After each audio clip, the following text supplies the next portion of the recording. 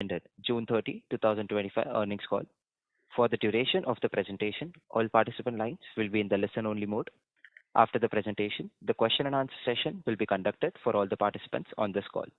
In case of a natural disaster, the conference call will be terminated post an announcement. Present with us on the call today is the senior leadership team of Indus Towers.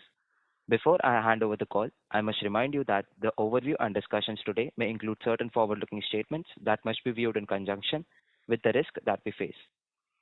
I now hand the conference over to MD and CEO of Indus Towers, Mr. Prashur Shah. Thank you, and over to you, Mr. Shah. Thank you, Avirat, and a very warm welcome to all participants. Joining me today are my colleagues, Mr. Vikas Poddar, CFO, Mr. Tejinder Kalra, COO, and Mr. Dheeraj Agarwal, Head Investor Relations, on the call. I am pleased to present our business performance for the quarter ending on June 30, 2025. We are pleased to have started the financial year on a strong note, continuing the momentum built in FY25. Our operational excellence and customer-centric approach have enabled us to maintain a majority market share in our customers' rollouts, resulting in healthy tower and co-location additions from all our customers. Before speaking about key business developments, I want to take a moment to recognize the exceptional efforts of our field teams. Despite operating in challenging environments, including harsh weather conditions, they continue to work towards realizing Indus's vision of pan-India connectivity. During the quarter, our teams deployed 9 sites along the remote Haleh route in Ladakh, which sits at an altitude of 4,500 meters, enabling connectivity for over 25,000 people, including villagers, army personnel, and tourists. Our field force also managed to sustain robust network performance in areas of Assam, Tripura, and Manipur, which were impacted by the onset of an intense and earlier than expected monsoon. In terms of the regulatory landscape, the government continues to drive reforms supporting faster rollout of telecom infrastructure in a sustainable manner. The ROW Rules 2024 have now been adopted by nearly 31 states and union territories. The Green Energy Open Access Policy has now been notified in 28 states, marking steady progress towards encouraging the ongoing transition to cleaner sources of energy. We are working with all stakeholders at central and state levels for deployment of smart meters at sites, which would help boost efficiency, reduce costs, and enable more granular customer billing at scale.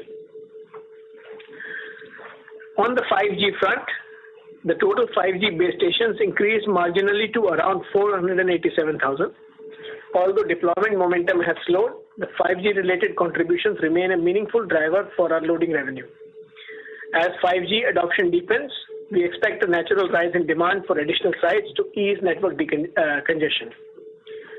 With our proven capabilities in passive infrastructure, we are well placed to capitalize on these evolving needs.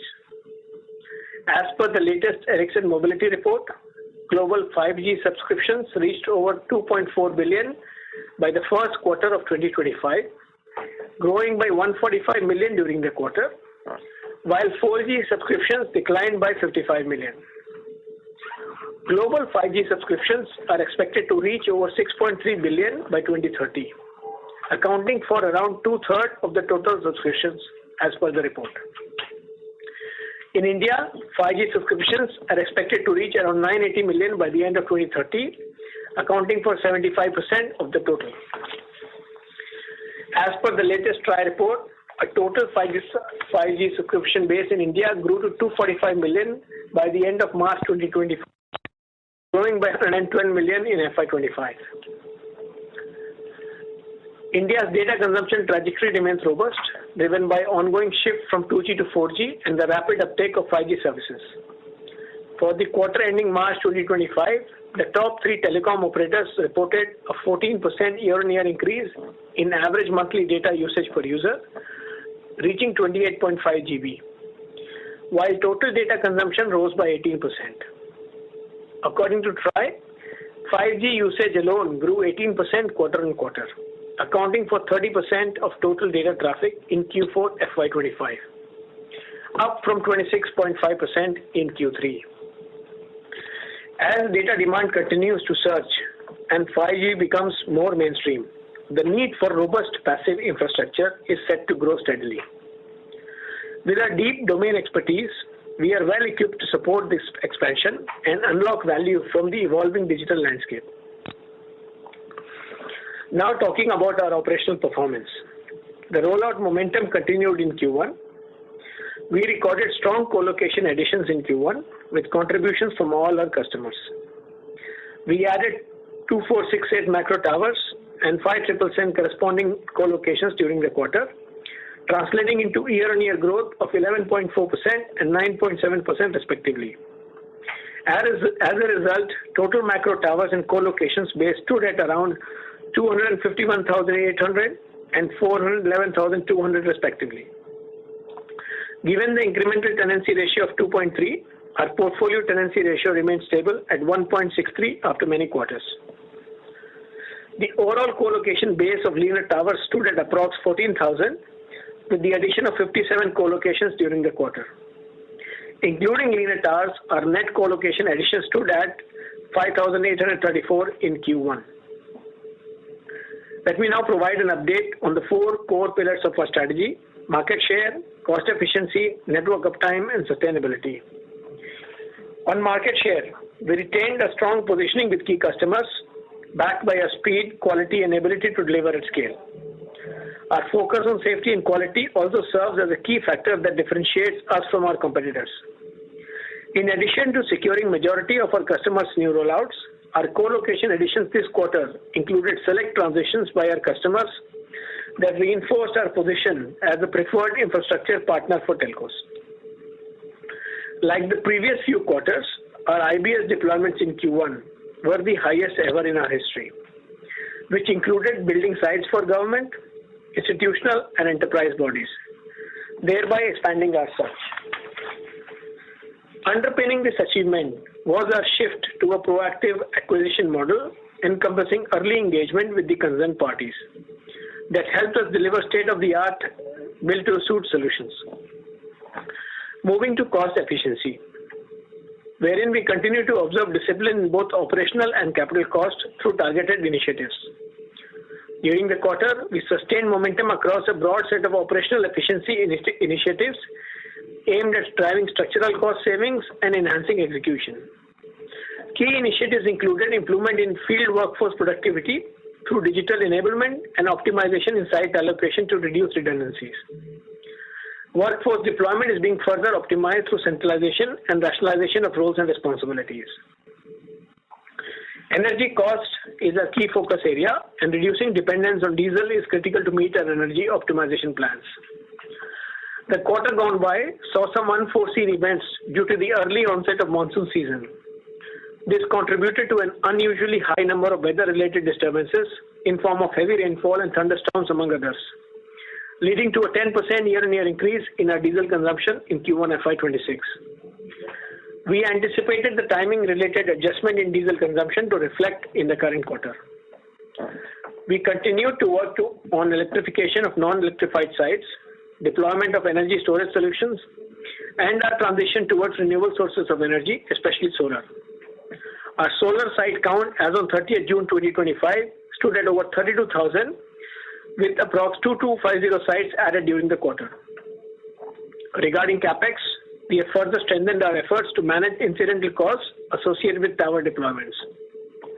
Through standardizing cost frameworks, tightening contracting norms, and improving planning at the execution level, we are working to bring greater predictability and control on our CapEx. Collectively, these measures are yielding tangible improvements in our cost structures and positioning us well for sustained margin resilience. Thirdly, on network uptime, which remains of critical importance to our customers. As referenced earlier, we saw an unusually high number of disruptive incidents in the quarter gone by, including heavy rainfall and thunderstorms in areas of Uttar Pradesh, Punjab, and Northeast, amongst others. Despite this, we were able to deliver a high level of uptime of 99.96% in Q1 FY26, largely due to the resilience and commitment of our teams on the ground. ESG. Now moving to ESG, a key priority of our organization. Regarding the environmental aspect, following our near-term and net zero targets being approved by SBTi, we formulated a decarbonization roadmap during the quarter for achieving our near-term targets. We continue to work towards reducing our dependence on diesel by increasing the share of renewable sources to fuel our energy needs. Our solar site count stood at close to 32,000 at the end of June, having added 20 to 50 sites during the quarter. Additionally, we considered ways to address environmental concerns in our community service and collaborated with a firm that specializes in the responsible disposal of sanitary pads in a way that leads to lower emissions compared to other methods such as incineration and landfills. Within the social dimension, or in our workplace safety of our employees and partners is of paramount importance to us. And to that end, we launched our safety campaign, Sankalp, during the quarter.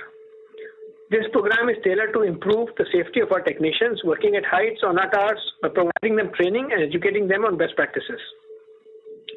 We continue to make efforts to improve the representation of women in our workforce, with our gender diversity standing at 15.7% at the end of Q1, compared to 11.2% in the same period last year. During the quarter, we also conducted a double materiality assessment and a climate risk assessment as part of our broader ESG roadmap. These efforts reaffirm our commitment to building a resilient, responsible, and a future-ready organization. On the CSR front, we delivered relief kits in the areas of Assam, Tripura, and Manipur, which were significantly impacted by the onset of an early and intense monsoon, which I alluded to earlier. As part of our flagship program, Saksham, and our digital transformation van initiative, it is now operational in 11 states, with Odisha being the latest addition. As part of our other flagship program, Pragati, we signed a landmark MOU with IIT Bombay to jointly advance solar power generation and energy storage technologies.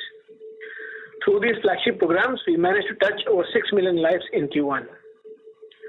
We were pleased to see our CSR efforts being recognized by multiple bodies, even as we won the Healthcare Excellence Award for our Cancer Care Program at the 6th ASSOCHAM CSR and Sustainability Awards. Additionally, we were awarded by IIT Bombay as the Strategic Partner of the Year at their annual CSR conclave for our significant contributions to clean energy research and development. In addition to our strategic priorities, we see digital and artificial intelligence emerging as one of the most transformative forces of our time and its potential to reshape industries, including telecom infrastructure. At Indus Towers, we recognize the shift and actively embracing AI, automation, and digital tools across our operations to drive greater efficiency, agility, and insight-led decision-making. Coming back to a critical matter with regards to distribution of cash. The board, on recommendation of the committee, has decided to conserve cash in the short term. This decision has been made after due consideration of a variety of contextual factors, which include the evolving industry landscape, stability of our customer, along with the elevated capex for the company and inorganic growth opportunities. The board believes that this is the best interest of the company, strengthening its financial resilience and enabling it to respond effectively to any emerging opportunities and or risks, ensuring the security of its long-term business interest. The board will continue to monitor the evolving situation closely and reassess its decision by the end of financial year. The board remains fully committed to creating value for the shareholders, including by way of earliest possible reinstatement of distributions basis the above factors. I would now request Vikas to take you through our financial performance for the quarter ending June 30, 2025, and I look forward to your questions. Over to you, Vikas. Thank you. Thank you, Prachur, and good afternoon, everyone. I'm pleased to present our financial results for the quarter ending 30th June 2025. We had an encouraging start to the year, with the momentum seen in co-location additions of the previous few quarters continuing in this quarter as well. This in turn has translated into a steady financial performance with healthy cash flow generation. Turning to the financial performance of the quarter, gross revenues grew by 9.1% year-on-year to rupees 80.6 billion. Core revenue from rental were up by 10.1% year-on-year to rupees 51.1 billion, underpinned by another quarter of significant additions to our existing tower and co-location base. On a sequential basis, our reported gross revenues and core revenues were up by 4.3% and 1.4% respectively. Please note that the core revenue for quarter 4 of the last financial year included one-time reconciliation benefits, as I had mentioned in the previous quarter's earnings call. And Q1 of this year includes the first full quarter revenue for the towers we acquired from Airtel in the last quarter. These two factors broadly offset each other, and the resultant sequential growth that we see is on account of our organic business performance. Moving on to profitability, reported EBITDA declined 3.4% year-on-year and was broadly flat quarter-on-quarter at rupees 43.9 billion. The EBITDA margin was lower by 7.1 percentage point year-on-year and 2.4 percentage point quarter-on-quarter at 54.5% in quarter 1. I would like to remind you that quarter 1 and quarter 4 of FY25 included write-backs of approximately 7.6 billion and rupees 2.3 billion respectively, relating to the collection of overdue receivables from a major customer. Similarly, the customer cleared additional dues amounting to rupees 0.9 billion in quarter 1 FY26. Another point to note is that quarter 4 FY25 included the recognition of operating expenses and depreciation related to the tower acquisition from Airtel based on common control accounting treatment. Adjusted for the write-backs and common control accounting impact of the acquisition, our EBITDA grew 13.6% year-on-year and 0.6% quarter-on-quarter. Our energy margins were at negative 4% in quarter 1 compared to negative 5.2% in quarter 4 and negative 5.5% in quarter 1 of the last financial year. Please note that quarter 4 included accounting impact of the common control transaction, which I alluded to earlier, and normalized energy margins stood at negative 2% in quarter 4. However, as touched upon by Prachur earlier, please note that quarter 1 FY26 saw an unexpectedly higher number of weather disruptions due to early onset of monsoon season, which led to an increased use of diesel at our sites in order to maintain network uptime, thereby affecting our margins adversely. Please note that we continue to work on the deployment of energy storage solutions and transitioning towards renewable sources of energy to reduce our diesel consumption. Our profit after tax fell by 9.8% year-on-year and 2.4% quarter-on-quarter to rupees 17.4 billion. Adjusted for the aforementioned one-offs, our profit after tax grew by 23% year-on-year and declined by 6.9% quarter-on-quarter. We delivered strong returns with a reported pre-tax return on capital employed of 28.1% and post-tax return on equity of 30.8% over the past 12 months. Our free cash flow generation remains strong at rupees 15.7 billion in Q1, driven by sustained business momentum and the collection of overdue receivables, which also resulted in a reduction of rupees 4 billion in trade receivables during the quarter. To conclude, it has been a good start to the year, underpinned by healthy co-location additions and notable financial performance. We continue to sharpen our focus on cost efficiency and technology-led transformation, including automation and AI. With structural growth drivers firmly in place, we remain confident in our ability to deliver sustainable value in an evolving market. With that, I will now hand it back to the moderator to open the floor for questions. Thank you. Thank you very much, sir. We will now begin the question and answer interactive session for all the participants who are connected to audio conference service via Chorus. Due to time constraints, we would request if you could limit the number of questions to 2 to enable more participation. Hence, management will only take 2 questions per participant to ensure maximum participation. Participants who wish to ask questions may please press star and 1 on the touchtone enabled telephone keypad. On pressing star and 1, participants will get a chance to present the question on first in line basis. To ask a question, participants may please press star and 1 now. The first question is from the line of Sachin Salgaonkar from Bank of America. Please go ahead. Thank you for the opportunity. 2 questions. Number 1, just wanted to double click on management's point of not returning cash back to shareholders in the near term on 2 aspects. One, what has changed in terms of management thinking in terms of stability of that one particular customer? Because we know for a fact that, the customer has been clearing dues on time, paying backlog. So if anything incremental has changed in last 3 to 6 months, would love to actually understand that. And second part of the question is management did mention on certain inorganic growth opportunities. Any broad aspects we could get clarity in terms of how management is thinking? So that's question number one. Question number two is when we look at the tower additions this quarter, maybe there's a bit of a seasonal impact where the tower additions are a bit slow. But on an annual basis, is it fair to say that the growth for this year in terms of number of tower adds would be slower as compared to last year? Because that one particular customer is not adding that much towers, and going ahead, the growth could slow down to a new normal. So any clarity in that direction would be helpful. So thanks, Sachin. So the first question was, so I think when the committee made a decision, it was not just based on decision on one factor. There were many factors that were considered, right, which included the stability of the customer, right, and the opportunities that you mentioned. So I think there was no specific change as per se, but I think it is a conscious call that the board has taken in terms of conservation of cash, and they will revisit the decision at the end of the financial year. Right? From a tower additions point of view, there are two aspects. One is the seasonality, as you mentioned in Q1, it did impact the tower additions. But at the year level, we expect the growth to remain robust. Right? I think we have a visibility on our order book today, and based on the order book availability today across all the customers, we believe the tower additions will continue to be very strong for Indus even in this particular financial year.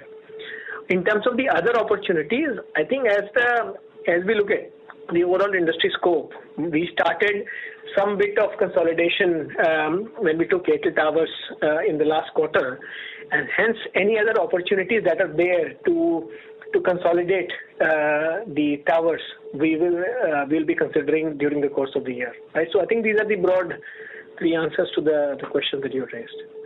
Got it. Just one small follow-up out there. Clearly, if nothing has changed per se from the stability of a customer, and there are multiple factors which are being looked by management, I think the broader question which comes is there some kind of a reinstatement of dividend policy which could be expected, if not in the near term, in medium term? Because quite frankly, the stability of the customer will be an issue now, will be an issue a year down the line, and perhaps after that as well. So as a shareholder, should we not expect any dividend going ahead, or is there a certain policy which one could expect from management going ahead? And of course, one understands the near-term issue, but this is more like a particular framework in terms of how to think about cash returns to shareholders in a medium-term perspective. No, but I think, Sachin, I don't think this is more a policy discussion. It is just a call that the board has made. I think the board remains committed to rewarding the shareholders as per their policy. The dividend policy requires the board to consider certain predefined parameters, including future cash requirement of the company, before distributing its free cash. So as I mentioned in my commentary, I think board will be relooking at the decision at the end of the financial year, and it definitely is keeping the interest of the shareholder in mind. So I think there's no large level policy change that is being discussed here. I think it will evolve. It will continue to monitor the situation closely and make the assessment at the end of financial year. Good. Thank you. I'll join the queue. Thank you. The next question is from the line of Sanjesh Jain from ICICI Securities. Please go ahead. Thanks for the opportunity. Just touching upon again on the inorganic growth. Prachur, you mentioned that it's largely for industry consolidation. Now, is the scope of inorganic limited to the passive infrastructure business, which is Tower Co, which do, or does the scope expand beyond this? And you may look at anything, any other businesses, allied or non-allied, any thought there will be helpful. That's one. Number two, on the tower addition. I'm sorry, I'm not able to hear you very clearly. I think your line has a little bit of a breakups happening, so we couldn't hear the question properly. Okay. Can you hear me now? Yeah, please try. Okay. Sorry. So first on the inorganic growth, Prachur, you mentioned that you would look at further industry consolidation if any opportunity comes around there. But is inorganic limited to the tower industry, or we are open for doing inorganic in a non-allied business, any other businesses other than the tower industry? So that's number one.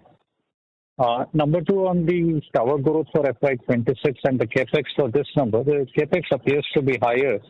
Is that indication that we couldn't deploy while we had an order book, and that's where the inventory lying with us, and Q2, Q3 we may see an acceleration as the weather condition normalize? Will that be a normal reading for us, which would be a right reading?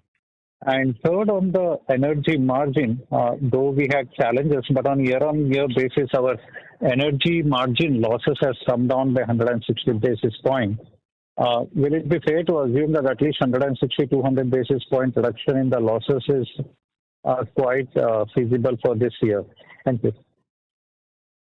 Okay, I'll try to remember all the questions. So, in the first question, from an inorganic point of view, I think when I said inorganic opportunities, I think it's both organic and inorganic, especially in the tower space, right? So the idea is to see how we can capture the maximum market share when it comes to towers in India. So as of now, the focus remains the tower business growth, right? So I think that's that clarity we have. The second question that you had was. On the capex and tower growth. Elevated capex, right? So the capex, to be honest, I think it's not just capex is a factor of multiple things. I think it's a factor of what we are spending on growth, what we are spending in replacement, what we are looking at an aging infrastructure in terms of deployment, in terms of making sure the towers are strengthened and have a robust, setup. So I think it's a combination of that. So I think that's the reason of the capex that you see. And as coming quarters continue, the capex will continue to be distributed in these three parts. The last question was energy margin. I think yes, compared to last year, the energy margin has improved by 160 basis points, and it has been through concerted actions in terms of how we can improve our cost programs and deployment of solar and lithium-ion batteries across our sites. So while I cannot comment on an exact number, but of course the intention is to improve this energy margin as we move forward. Got it. Just one follow-up on the capex part. One is growth, second is the maintenance, third is the replacement of the capex which are voting out. Can you break the capex in the three buckets for us in this quarter? So, Sanjesh, if I may take that, I think we already in the investor pack gave a split of maintenance and other than maintenance. Correct. Now, basically, what we have in the other than maintenance is while, the understanding that you have is it's all towers, but we are also doing a lot of sites which are solar. So solar and also replacing our batteries and upgrading batteries to lithium ion, adding DGs and all that. So there are various upgrades that happen to the towers which don't add to the tower count, but nevertheless incur a capex. And you're also right in understanding that the first quarter was obviously seasonally impacted in terms of rollout and all. So we do carry work in progress, which will show up as rollout in the subsequent quarters. That's clear with us. Thank you. Thanks for answering all those questions, and best of luck for the coming quarters. Thank you. Thank you. The next question is from the line of Aditya Suresh from Macquarie. Please go ahead. Yeah, thank you for the opportunity. Good afternoon. Just on the macro tower addition comments, given that you mentioned that you have a backlog which is fairly robust, are you able to provide any range of how your footprint could look like in the next, say, maybe 1 year or perhaps in 2 years? And I guess the related question to that is, would these kind of tower additions be all largely single tenancy? No, I think while I cannot provide you the numbers, I think because it all depends on the customer plans, we have a strong order book. So I think, as I said, the tower rollout will remain robust for the next, at least we have visibility the next 4 to 6 quarters, so it will remain robust. What was the second question? Single tenancy. No, I think it's going to be a combination. I think as you saw in this particular quarter, we had a rollout of close to 2,800 towers and 6,000 tenancies. So we expect both tower and tenancies to grow. I don't know the ratio in which they will grow, but these towers will continue to have an option to have a second tenant, and we believe tenancy will come through. Okay. And in terms of the sharing revenue per operator per tower, can you speak about the trends there? There's been a gradual moderation in that ratio over the past couple of years. Seems to be still moderating.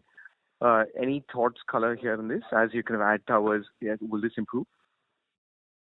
Aditya, let me take this. So I think, even in the previous quarter, I had sort of clarified this. While we look at the ARPT trends, but somewhere I think it is very important to understand that the ARPT trends are not really reflective of the health of the business or there's no very strong correlation or close correlation in terms of margin growth and all.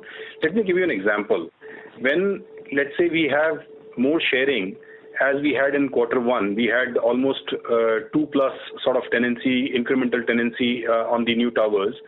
So whenever we have new sharing, that really brings down the ARPT, but that really adds to the margin because we get a lot of operating leverage and a lot of that sharing revenue actually flows down to the margins, right? So somewhere talking about quarter one trend, I think sequentially the decline that you see is driven by, of course, more sharing because we had a significant sharing growth, co-location growth. And second is, as I mentioned in my commentary earlier, we had some non-recurring one-off reconciliation revenue benefits in the previous quarter, which are obviously missing in quarter one. So to that extent, we had some benefit. And finally, I think what also happens in our business is we pay rates and taxes to various municipal corporations and we charge back those rates and taxes to our customer. And typically rates and taxes are billed by most of the municipal corporations in quarter three, quarter four, usually typically in the second half of the year. So first half of the year sees a dip in the rates and taxes and to that extent the chargeback of those taxes as well. So there are basically these factors, but obviously, it does not impact the margin is what I would like to emphasize. Thanks, Vikas. If I can just check, in terms of rent erosion as contracts coming up for renewal, are you seeing much deflationary pressures there? Well, as of now, it is pretty much the same. I think the framework that we had agreed, 2 or 3 years back, I think we are still sort of working on that same framework. So there's no incremental impact of any renewal. I would like to reiterate that renewal is always a win-win because we get visibility of 10 years cash revenue, etc. With a small decrease. So I think there's no major change, as far as that is concerned. In any case, most of the portfolio has already been renewed by now. There's very little left for subsequent renewals in the next couple of years. Thanks, Vikas. Thank you. Thank you. Participants who wish to ask questions may press star and 1 at this time. The next question is from the line of Vivekanand Subbaraman from Ambit Private Cap Limited. Please go ahead.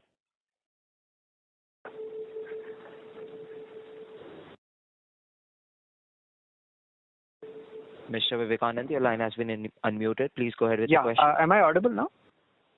Yeah, please go ahead. Yeah, so I have 2 questions. So one is the maintenance capex that you had in calendar year 2024. That was 11.9 billion rupees.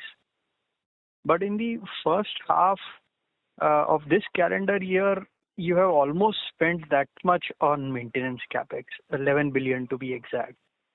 So could you explain to us the factors why maintenance capex has gone up so much?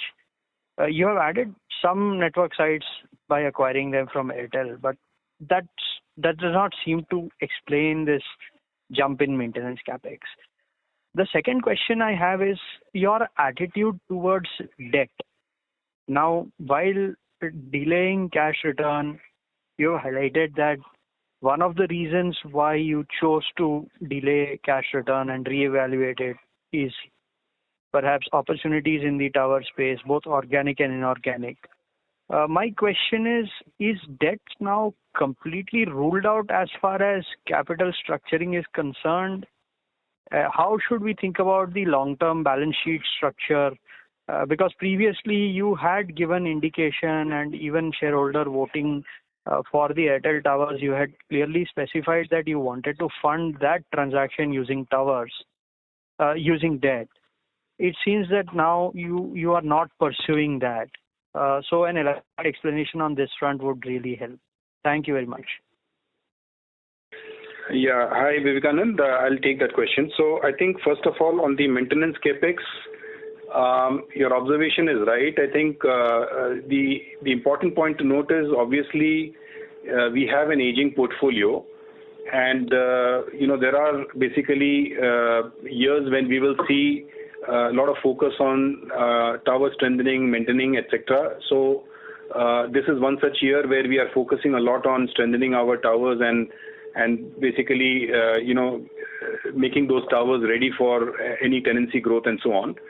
So that is one. Two, I think as we had shared earlier also, I think as part of our strategy, we are transitioning from the old tech batteries to more lithium-ion new tech batteries, which have a higher upfront capex involved.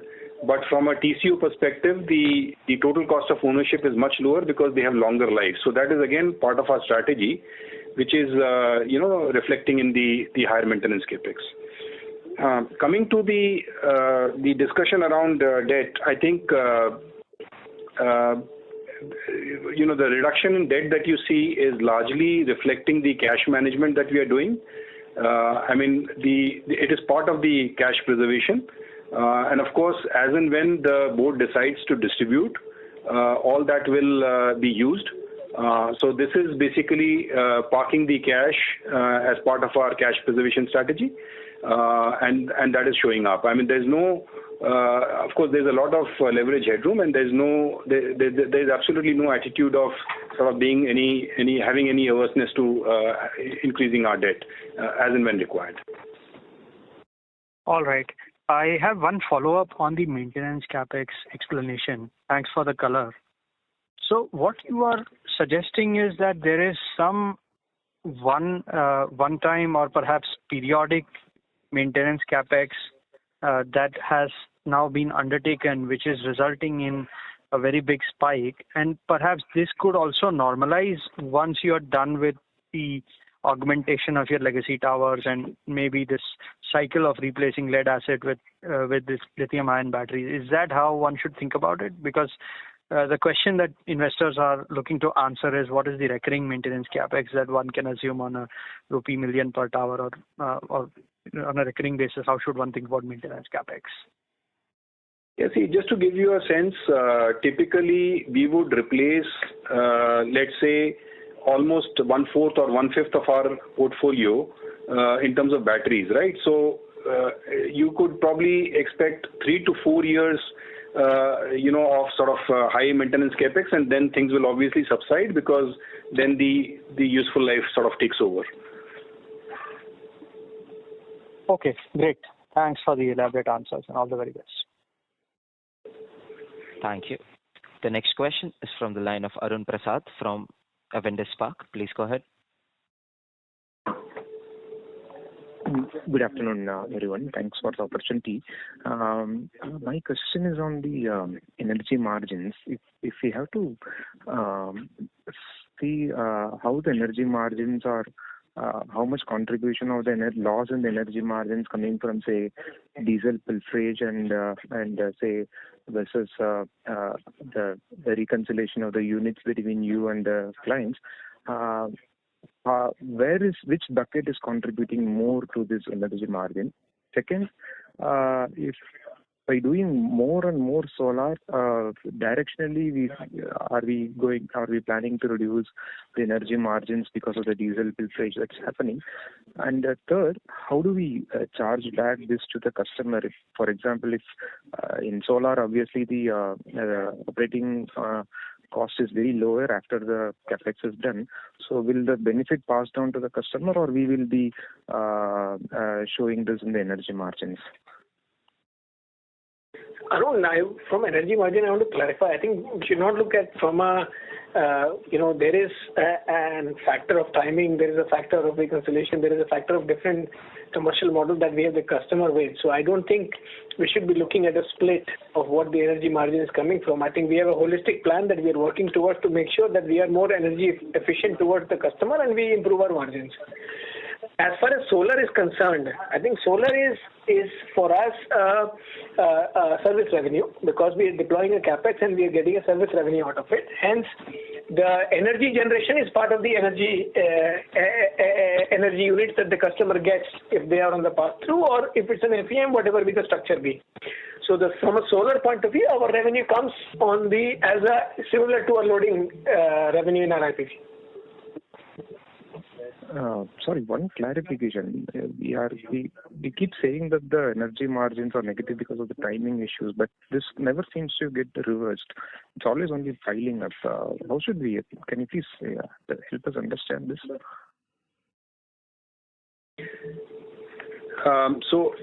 See, the energy margin is not only the timing issue, as we have explained in the past. It is basically the difference between what the expected cost is and what the actual cost is. And as you've also explained in the past that, there is a difference because of sometimes our energy costs are higher because of weather disturbances. They are also sometimes higher because of the DISCOM not billing us correctly and giving us abnormal bills. So there are various reasons because of which we get into these reconciliation issues between what it should be and what it is. So it is not only timing which basically should get reversed, over the next few quarters. It's not always that case. But what is a structural solution for this reconciliation issues?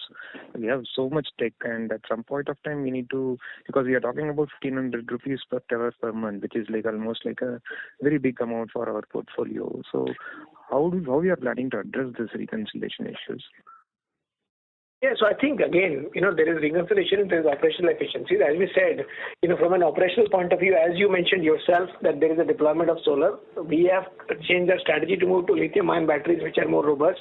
So one is the operational reduction of cost, hence reducing the gap between should be and what the actual cost is.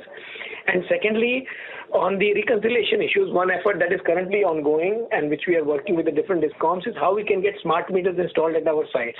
What the smart meters do, they provide you the accurate billing that is reflected on that site. So I think that is a little bit of a longer term project. However, the progress has started. We have started deploying in a few states more aggressively than the others, right?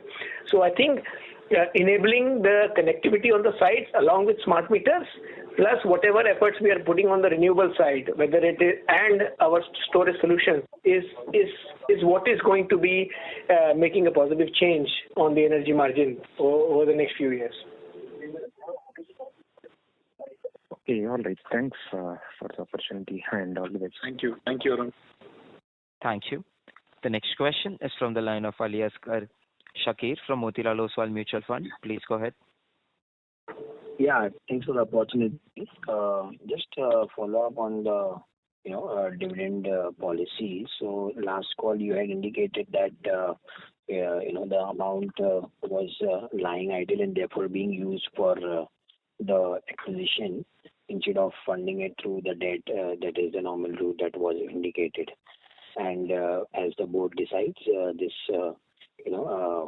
acquisition will be routed through the debt and the cash flow will be given for dividend payment. Now that we are shifting this to 26, should one assume that basically the 25 cash flow that was used towards the acquisition will now remain there, or that will also be available along with the cash flow being made in FY26 for the dividend payment whenever it comes through after the board decision? I think there's no change in the stance. I think, like I said, the cash has been generated. We have collected all the backlog receivables, most of it. And as part of our cash management, instead of keeping that cash idle, we have either reduced our debt or used it for a very strategic acquisition. But as and when, this decision to distribution happens, I think all that will be utilized, right? So it is only a cash management thing that we are doing. I mean, there's no change in our stance from that perspective. Got it. So both 26 cash flow generation as well as what was available in the previous year will be available for dividend payment. Yeah. Understood. Very clear. Thank you so much. Thank you. Thank you. Participants who wish to ask questions may press star and 1 at this time.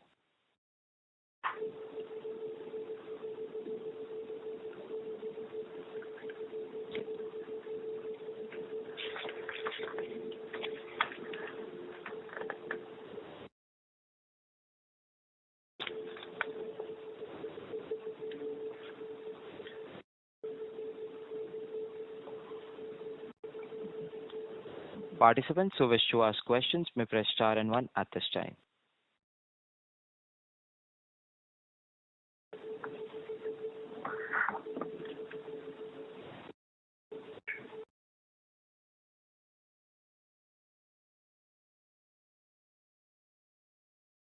At this moment, I would like to hand the call over to Mr. Prachur Shah for the closing comments. Thank you. To conclude, we are encouraged by the strong start to the year marked by healthy colocation additions, and we remain focused on executing our strategic priorities with discipline and agility. We are also sharpening our emphasis on automation AI, laying the foundation for a more agile and intelligent operating model. At industry level, structural growth drivers like rising data consumption, increasing 5G adoption, and the network gap between operators continue to create meaningful growth opportunities. With our scale, strength of execution, and readiness to adapt, we believe we are well positioned to lead in this evolving landscape. Thank you all for attending this call. See you next quarter. Thank you. Thank you. Thank you. Ladies and gentlemen, this concludes this conference call. You may now disconnect your lines. Thank you for connecting to audio conference service from Chorus Call and have a pleasant evening.